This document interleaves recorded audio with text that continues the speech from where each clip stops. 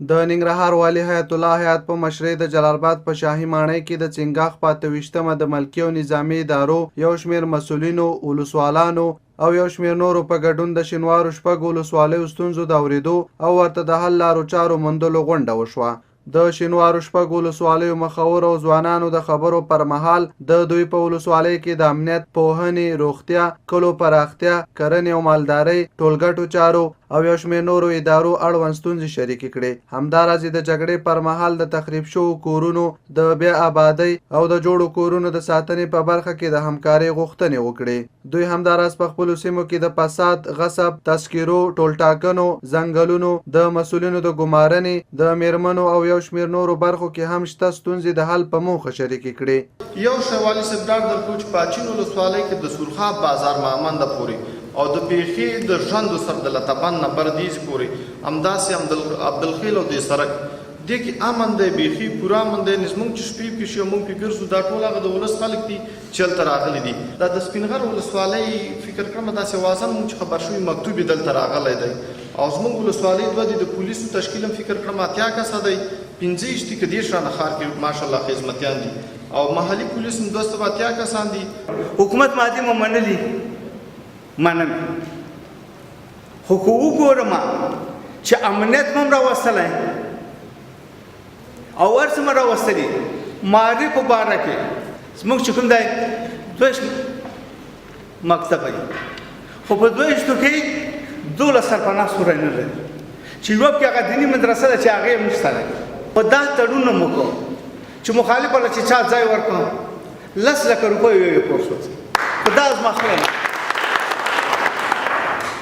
د جمهور رئیس سلاکار ملالۍ شینواري وویل په ولسوالیو کې هیڅ زورواکی شتون نه لري. د بېلابېلو پیښو له امله ولسونه وځپل شول خو په وروستیو کې په قصدي ډول ورته د پروژو او نورو برخو کې پاملرنه نه کیږي چې په دې برخه کې د مسؤلینو د ځانګړې همکارۍ او پاملرنې غوښتنه وکړه. وړاندې نه چې دوی دلته قومندان شي په ننګرهار کې یا په شینوارو کې ستونزې رامنځته شوي چې د هغې لامل دا و چې دغه قوم ته چې په خپله دا سرحدونه ساتل مراجعه نه ده شوې، د دوی نه پوښتنه نه ده شوې، دوی ته هغه امکانات نه دي ورکړل شوي چې تاسو پخوا څنګه دا ور ساتلی شو، څنګه هم داسې کلکه دروازه په دښمن تړلې وه او نن خلاصه شوې ده ورباندې. زما هیله د قومندان صاحب نه دا ده چې که یو ځل بېرته لاړ شي او هغه پخوانی تاریخ د دغه قوم راوسپړي، ویې ګوري او په هماغه رقم باندې د قوم مشرانو ته د قوم ځوانانو ته وظیفه ورکړه چې دغه ځای د ستاسو په حق کې رسېدلی او دا به ساتئ. د غونډې په څنډه کې ننګرهار امنیې قومندان مل پاسوال غلامستاني ستانکزي، د عامې روغتیا، پوهنې، کلو پراختیا او یو شمېر نورو ملکي ادارو مسؤلینو د دور بابا، هسکې مینې، اچین او نازیانو ولسوالانو او د غني خیلو سرپرست، د قومي مشرانو او ګډونوالو او یو شمېر پوښتنو او غوښتنو ته هم مهاله ځوابونه ورکړل شول. معمولا یادونه له زورواکو کېږي ولې زه تاسو ته دا اطمینان ودرکوم چې زه هیڅ زورواکي ته تن نه ورکوم او له هیڅ زورواکي پورې تړلی نه یم او له هیڅ زورواکي نه وېرېږم نه. په تاسو ولسونو چې هر چا ظلم کوو ما ته درخواست راکړئ او زه به ستاسو د حقوقو د اعادې په حصه کې کاملا د سخت قیمته پورې ولاړ اوسم. دوی همداراز په شینوارو شپږو ولسوالیو کې ترسره شوو فعالیتونو، تر کار لاندې چارو او د راتلونکو پلانونو په اړه هم معلومات شریک کړل. په اتو ولسوالیو کې چې دوه ولسوالۍ د شینوارو کې موجودیت لري دغه کافي. د اچین په ولسوالۍ کې هغه کانکریټي پول ده 10 متره او همدارنګه د 358 متره په طول باندې استنادي دیوال په کهیرابزي کې ده چې هغه هم د همدې کلي له انکشافي شورا سره قرارداد شوی او هغه هم تسلیم شوی ده سږ کال. مثلا هم په تیر کې په ننګرهار کې 4 د ولسوالۍ روغتونونه لرل، 19 بشپړ روغتیایي مراکزو چې دی اوس ټول ارتقا وکړه.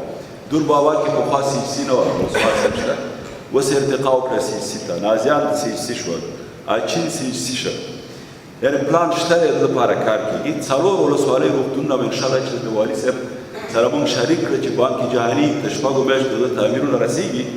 6 میاشتې بعد به انشاءالله زموږ د 8 د ولسوالۍ روغتونونه 4 ولسوالۍ روغتونونه 8 ته ارتقا کړي. ننګرهار والي حیات الله حیات د غونډې د ټولو ګډونوالو څخه مننه وکړه چې خپل ستونزې، وړاندیزونه، ترسره شوي فعالیتونه، تر کار لاندې چارې او راتلونکي پلانونه یې شریک کړل او ډاډ یې ورکړ چې په ټولو چارو کې به د قانون له مخې اجرات ترسره کوي. نوموړي زیاته کړه په رسمي چارو کې د رسمي مسؤلینو سربیره هیڅوک د مداخلې حق نه لري او د پخوا په توپیر به لږ خو اساسي کارونه د ترسره کولو لپاره کار وکړي. همداراز د امنیت تامین په برخه کې د ولسونو په همکارۍ هم ټینګار وکړ. هغه وویل هڅې پیل کړي چې د شینوارو په ګډون د ولایت په کچه رښتیني مشران ومومي او د دوی له لارې ستونزو ته د حل لارې چارې پیدا، کارونه تعقیب او په بېلابېلو برخو کې ورسره مشورې وکړي. هغه د حکومت او ولسونو ترمنځ په باور رامنځته کېدو د ټینګار ترڅنګ وویل سپېڅلي ولسونه دي چې په فساد کې ښکېل هم ولسي او هم حکومتي کسانو په ښودلو او د دوی سره په قانوني کړنو ترسره کولو کې مرسته وکړي.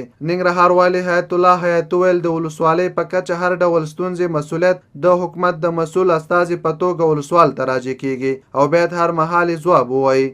من خاص او خاص د تاسو خدمت ته راغلی والله بالله که من راغلی او داسې حالت راغلی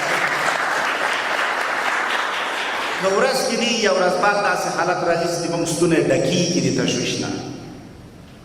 او هغه تشویش د تاسې په اړوند وي چې ولې په غني خیلو کې، ولې په دور بابا کې، ولې په درې نور کې، ولې په فلاني ځای کې د ما یو خور، د ما یو ورور، د ما یو هموطنه بې عزته شو یا بې ځایه ونیول شو یا ووژل شو یا زخمي شو. یعنې دا تشویش موږ لرو او په دې اړوند د موږ د دغې ښې کارونه چې کوي او دا خپل وکړی موږ سره ملاتړ وکړي. ننګرهار والي او امنیه قومندان د خبرو پر مهال د امنیتي ځواکونو تشکیل کموالی په امنیتي برخه کې د ځینو قراردادونو ورکړه د دوی پر وړاندې په امنیتي برخه کې له ستونزو څخه یاد کړل. خو زیاته کړه د ولسونو په ټینګار د اچین ولسوالۍ د سیمه ییزو پولیسو مشر نیولې د تذکرو د پلور، غني خیلو بازار کې د غصب، یو شمېر سیمو کې د پوستو او ځینې نور موضوعات به په جدي ډول تعقیب کړي. ټاکل شوی ډېر ژر د ځوانونو په کچه د نورو ولسوالیو د ستونزو اورېدو غونډه هم ترسره شي.